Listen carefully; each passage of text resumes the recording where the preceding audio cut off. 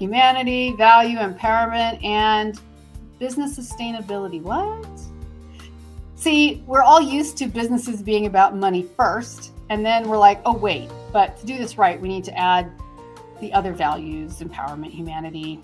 Well, I realized, just kind of a big-hearted person, that humanity and value and empowerment were all great, but how could I really empower my clients, my listening audience, my viewers, if I wasn't living by example and creating my own business sustainability?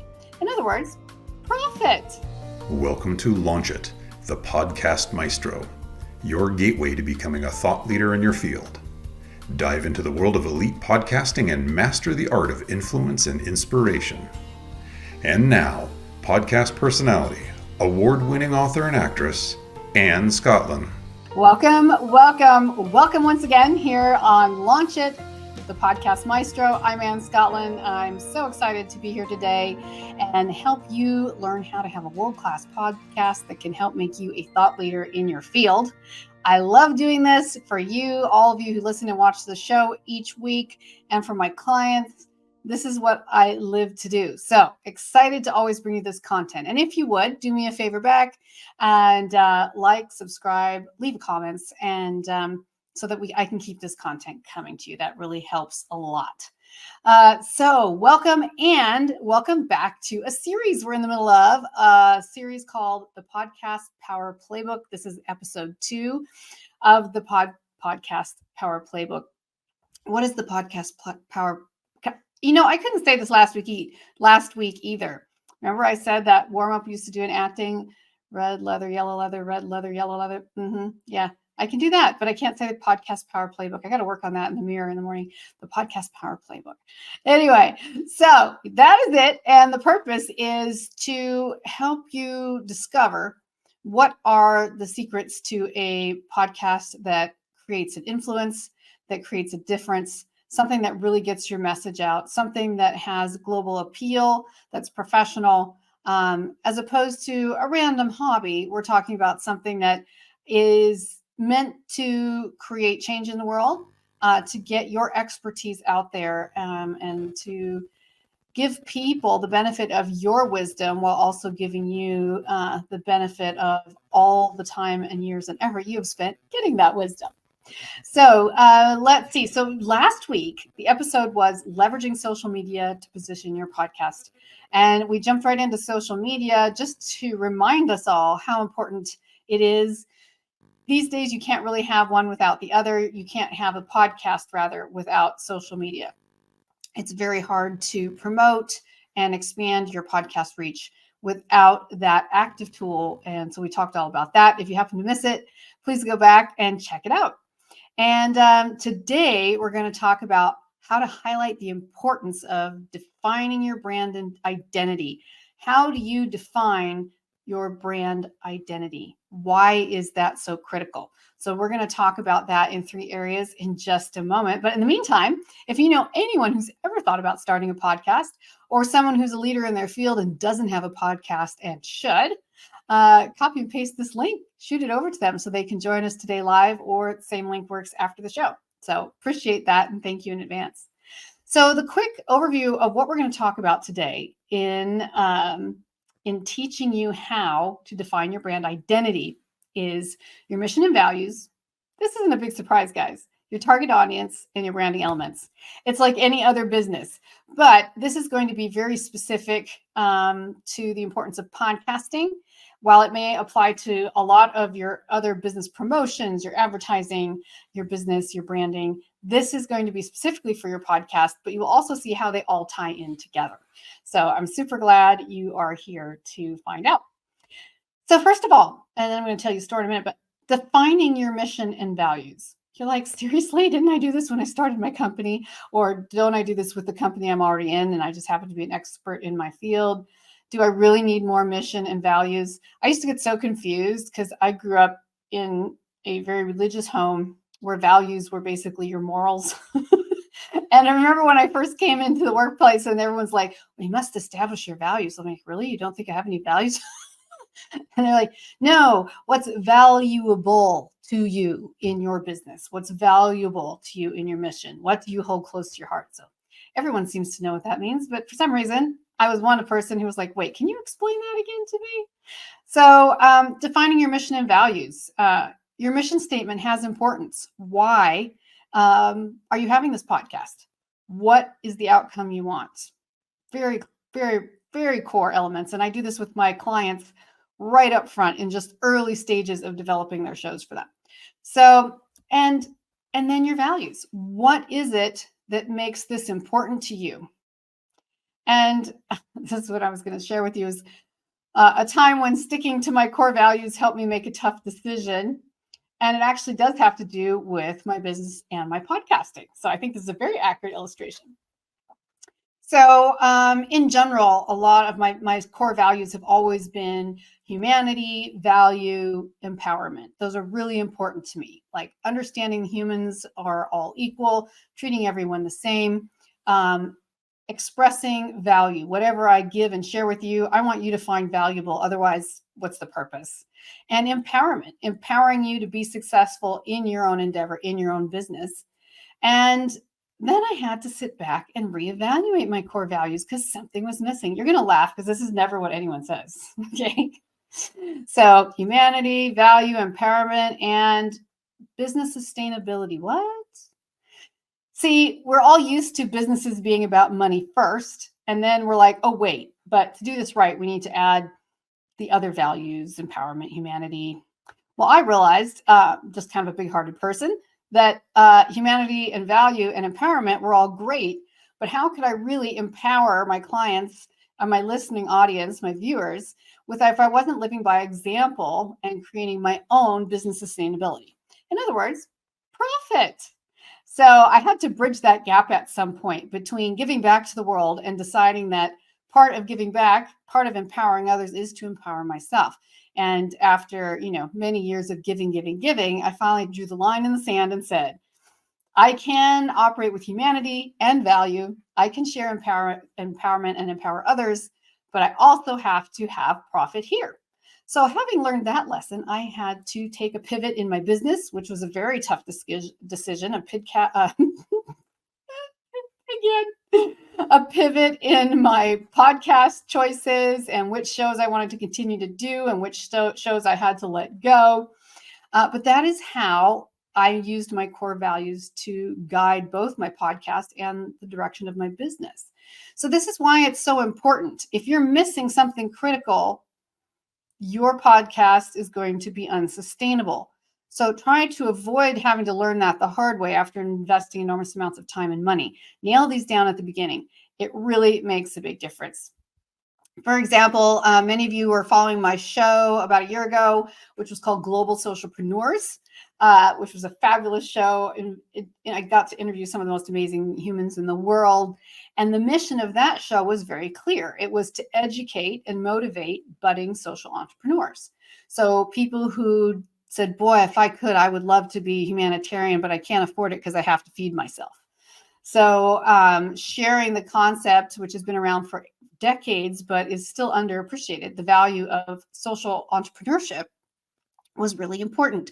You can still do humanitarian and environmental projects, but you can do it as an income-producing business. So you see how there was a very specific mission to that podcast, to educate and motivate budding social entrepreneurs.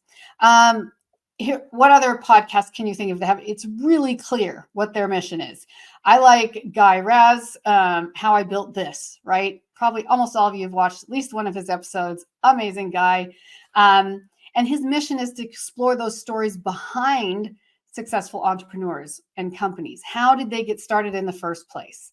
So he's inspiring entrepreneurs to start new businesses by learning from those who have either learned the hard way or otherwise and been able to start their own. It's very specific. How I Built This. The title reflects exactly what is happening, right? In this podcast that you're watching right now, the title of my show expresses exactly what is happening. Launch it, the Podcast Maestro. I will help you launch your show. Tune on in. And I can wave the magic wand and do it for you if you don't want to launch it yourself. Launch it, the Podcast Maestro. So you see how clear and important that is. So to recap this, you really want to clarify what your podcast stands for. You want to develop a mission that reflects your goals and audience, and you really want to identify those core values that align with your mission. All right, second point, understand your target audience. Identifying my audience. This is exactly when people start going like this. I watch them and they go like, I have to have a niche. Oh, I don't think so. It's so hard. Come on, people. Everything worth doing is a little bit challenging. And I'm going to give you a whole bunch of tools today to help you identify your target audience and make it so much easier than you ever thought. So get a backbone already and listen up, because I'm going to share how you can understand your target audience. Well, obviously, first, you have to identify your target audience. So when you understand your audience, it helps you tailor its content. So this is why it's so important. You don't want to just say, I'm going to put out this content. It could benefit anyone. Anyone who wants to listen, that is great. Unfortunately, if you have a general audience, you're probably going to continue to create content for a general audience, as opposed to something very, very specific. If your podcast is how to motivate young women. Now that sounds like a niche, right? Well, what if it was how to motivate young mothers? That's a little more specific, right? But what if it was how to motivate young mothers who are nursing? Now we have a niche. Because I don't care what people say, there are a lot of podcasts out there now, and there is absolutely room for yours. But the only reason to make yours stand out and to make yours interesting is to appeal to a core audience. Now, all women can watch your show on nursing, for example. All women can watch your show on young mothers, but not everyone is going to be nursing. That's fine. The point is you designed it for those who are nursing. So this becomes now something they share with each other all the time. Oh my God, did you check out this show? Right? Guys, come up with your own. It could be anything from work to woodwork, right? So it could be just for anyone who might want to tune in and watch, or it could be as specific as, I am an expert wood carver for collectible boats, private yachts. See how specific we can get with that. Believe it or not, numbers aren't everything. If you have a dedicated audience of 5,000 people who share this interest, and literally it begins a community around you and your message and your expertise, it is way more valuable than 5 million people watching your show. I don't know why they're watching it if there's 5 million and it's just on some really general topic. So I'm just saying the numbers don't mean something. I'm just saying quality, not quantity, the good old saying, right? So how can you research and understand your ideal listener? Well, first you have to identify and analyze similar podcasts. Key, do your research, people. Don't just say, I'm going to throw this at the wall and see if it sticks. Say, who are my competitors? Who are the people, the podcasts that are sharing these same topics, the same style, the same guests? The more similar it is to the show you want to create, the better. That sounds crazy, but it's true. I had an ex who developed a very serial entrepreneur. He developed multiple chains, multiple businesses, and his was in the healthcare industry. But he always said, if you want to launch a successful Burger King, put it right next to a McDonald's. And I would always say, that is so ridiculous. That makes no sense at all. Well, those of you who are in marketing and sales already know why, which is that like attracts like. So, and why? Why would you want to do that? Well, guess what? Their followers are the same exact kind of people, the same avatar, as the marketing and sales people call it, that you want for your show. So find your closest competitors and read the reviews, read the comments from their followers and listeners. Follow their podcasts on social media. Really do the research and then see how you can adjust it enough to be unique and still possibly appeal to at least a percentage of those people. Maybe you don't want their whole audience, but maybe you want a niche of their audience. See where I'm going with that? And with that, you can create your own empire. So the second thing you have to do with this in researching your audience is you have to create audience personas. So define the demographics. It's not that hard, guys. I don't care if you think you're tech savvy or not. You can do this, or you can sit and watch while a friend or a relative or some young person you know who likes to mess with these things can do it. You can just use tools as simple as Google Trends. Seriously, look it up. If you're not familiar with it, you should be. Another way is to identify the interests of your ideal audience by forums and Facebook groups. You should just get involved in that community. Immerse yourself in the community of people who are interested in the topic you want to talk about on your podcast. And then last, under understanding your target audience, conduct surveys and polls. It's a no-brainer. All you have to do is go to SurveyMonkey or go to Google Forms and utilize their polls. Send them out by email. Almost all the social media platforms offer tools for polls that you can post specifically on those platforms as well. So take advantage of some of these free things and find out what people want. Ask questions. Send them to your target audience by narrowing down who you think those people might be on LinkedIn. But whatever you do, start engaging all these online communities so that you can really understand not what you want to put out there, but what your ideal listener or viewer looks like. Then you craft your show to match them. And if, I don't care if 5% of your show viewers are those people, you're still niched for those people. Some people are like, well, if I niche, then it won't involve everyone. No. How often do you listen to something? Come on. When you're in bed scrolling on Instagram or YouTube, how often do you watch something that has absolutely nothing to do with you? Like how to make pine derby cars and race them in the desert. What? I watch these things. I don't mean to. It just happens. And every now and then, it might actually like kicks up something in your mind. So the point is you create it for that niche of people that is very specific. And anyone else who comes is just bonus. And they may tell a friend who might be your niche, right? So, all right. And with that in mind, please tell a friend right now about the podcast. If they might want to jump in and have fun with us here today, go ahead, copy and paste the link. Just shoot it out to them in a text message right now or on social media and have them pop in. And this link will work after the show as well. So have them join us. We would love to share this with your friends. So here's one example of when engaging with an online community really gave me crucial insight into my audience's needs and preferences. So I was working with a humanitarian group, and several of the professionals in that group were from India. Several of them were were women.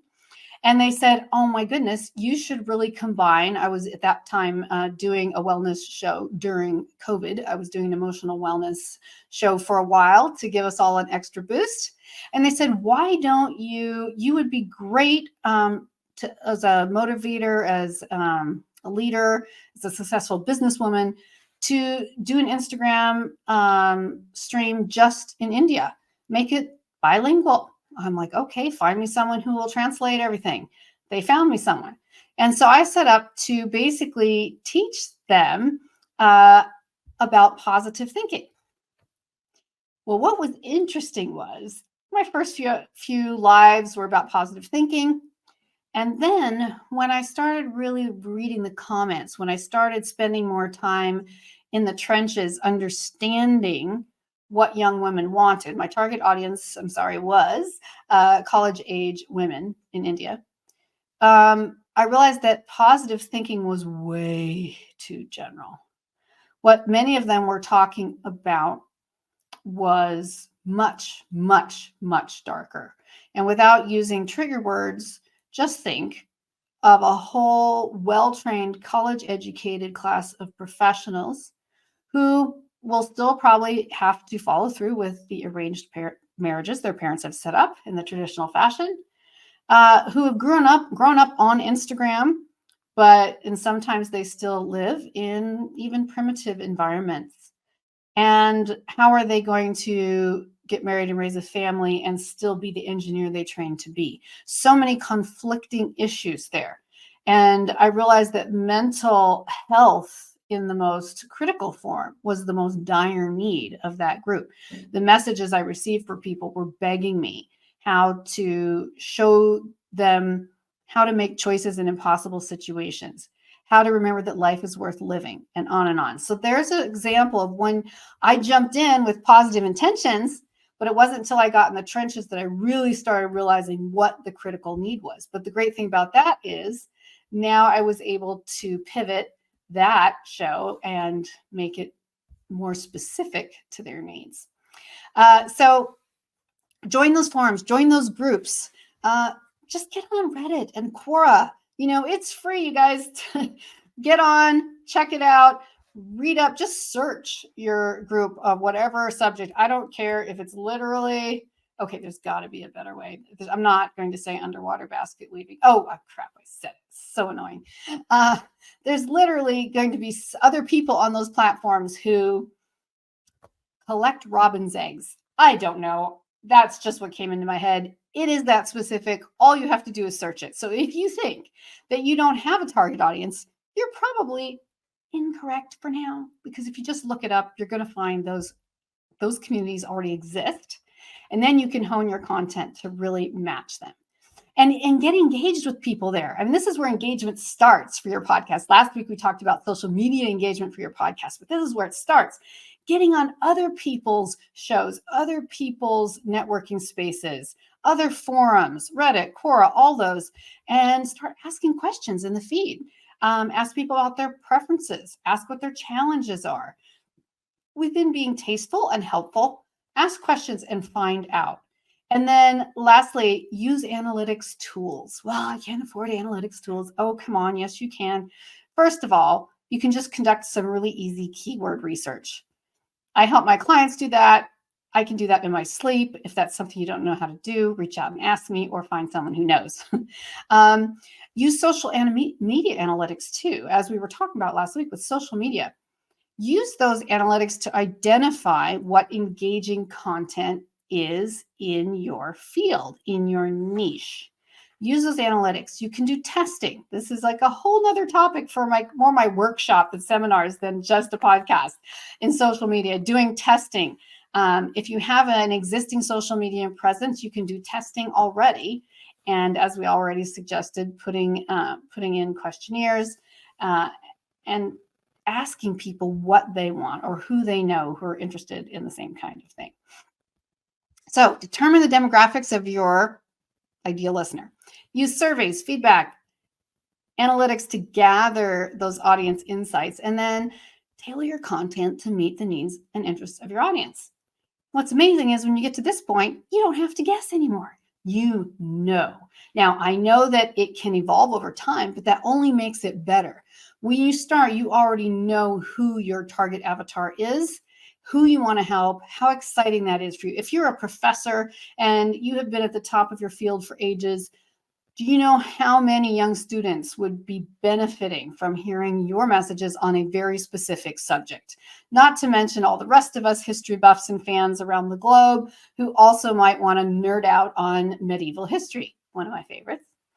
And lastly, and then we're going to have to wrap up here in just a few minutes, but the third segment today is elements of branding. And this is going to be kind of fun because I've got some visuals for you as well. So we're talking about your branding of your podcast and how are you going to develop a strong brand identity. It is important to have a strong brand identity. And you want to look for other podcasts that have been a success because of their strong brand identity. This will give you so many ideas. Obviously, your logo is super important. It should be memorable, but it should also be versatile. And why do I say versatile? Because for many of you, if your business aligns with your podcast, your logo is going to cover both. You may have a separate thumbnail, a separate title page, a separate font, whatever for your podcast, maybe not. but your logo is likely to do both, to cover both of those. If that is the case, make sure your logo isn't too specific.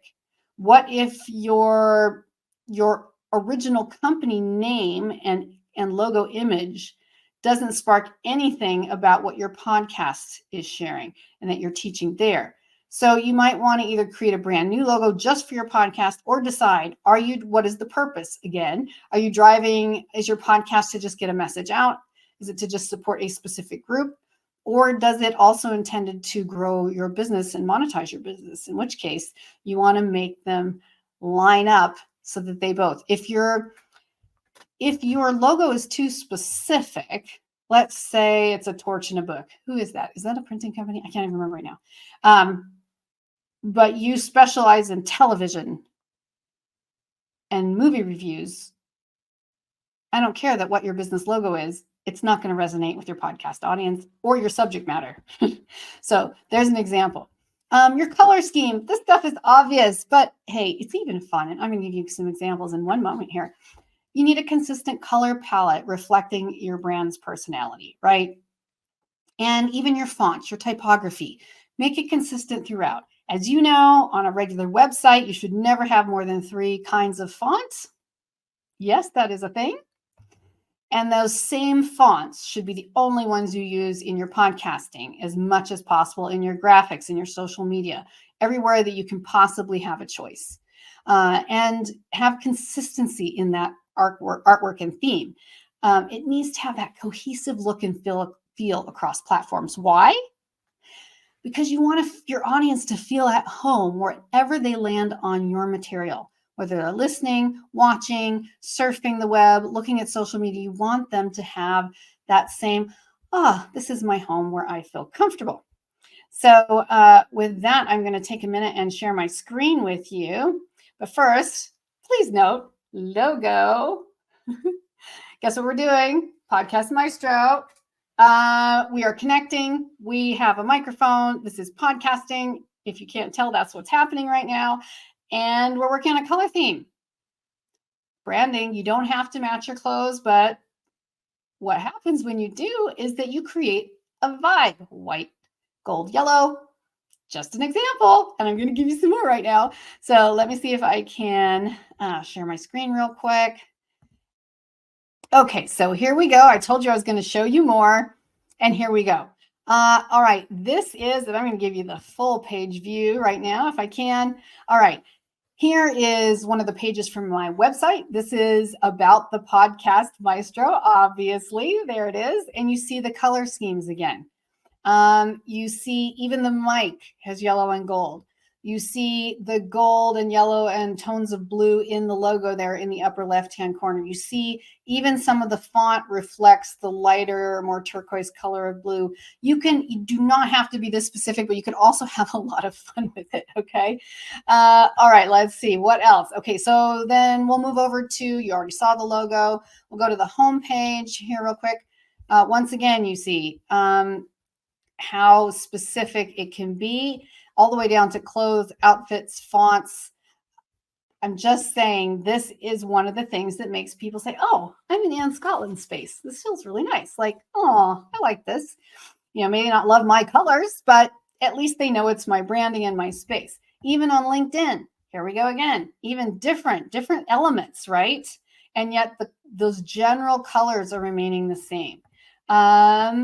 Twitter, which is, much harder. And in this case, I have it on dark for my eyes. But again, even there, you see these these golds, these blues, the yellows, and the occasional bit of pink, which is sort of my use sparingly contrast color. All right. So you see what is going on there. Let's go to someone you know and love, the Tim Ferriss Show, right? How can you not know? Look how basic it is. The only difference here is he's wearing a burgundy shirt, and usually he's wearing blue, which I'll show you in a minute. His shirt is blue, but his sweater is burgundy here. Okay, so let's keep going. Blue, yellow, and black. These are his primary colors, white, but blue and yellow, or blue and gold, whatever you want to call that in particular. This is just, you see these colors, you're in his space.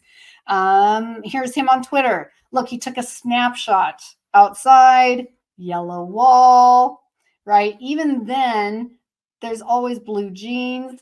It doesn't mean that all of your colors have to match precisely all the time. It just means, I'm in the Tim Ferriss space, right? Amazon, the newer edition of his famous book, The 40-Hour Work Week. Guess what? Yellow and blue and white with a touch of occasional orange, but yellow, blue, and white as always. One of his brand new books, this one's from 2017. It's not really new anymore. Tribe of Mentors. What else? What do you see here? Blue and yellow and black, right? He's always wearing blue. I don't care. Maybe is a navy. I can't tell. Blue and yellow. Again, these are just, looking for opportunities to also snap pictures when you're in places that match your colors. If that may not be fun for you, that's something I can help you with, so you don't have to ever think about it again. But for some of us, it actually is. On Facebook, even when he's goofing around, look, he found this famous Van Gogh, blue, yellow, gold. He's playing with all of this, right? So this is how that branding really helps. And last but not least, who I mentioned earlier in how I built this with Guy Raz. His colors are really basic. It's not fancy. It's gray, yellow, white, yellow, gray. It's just what it is. You don't have to be a movie star. You do not have to be a model. You can just be a plain, normal, everyday person and do this.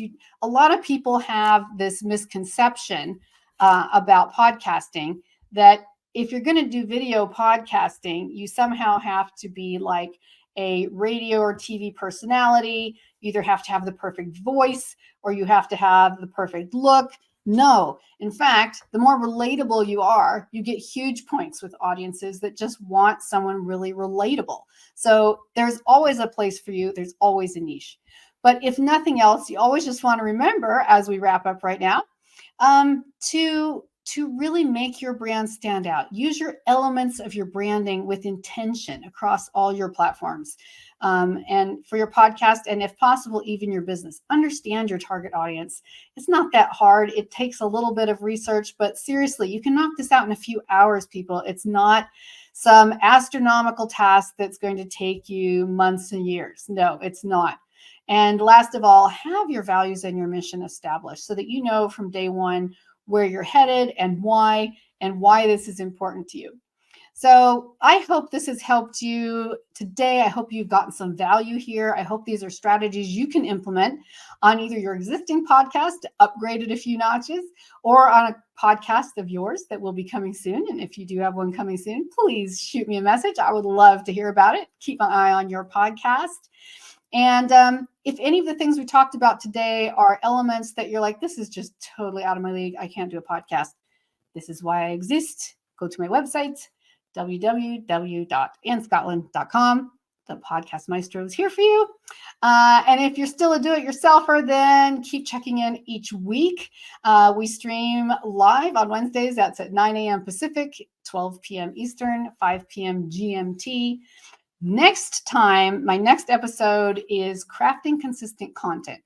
And usually people say craft amazing content, but what about consistent content and why? And there's a bunch of pitfalls in here that people accidentally overlook when they're creating their podcast content and their niche. People get a bit scatterbrained, and then so does your audience. And when your audience gets a bit scatterbrained, guess what happens? They start watching someone else's show. So we don't want that to happen. So definitely tune in next time to hear more on this. And once again, do me a favor, please like, subscribe, shoot me a message, shoot me an email. You can email me directly from my website or directly contact@annescottlin.com and share this link. We'll see you next time. Thanks, everybody. Bye.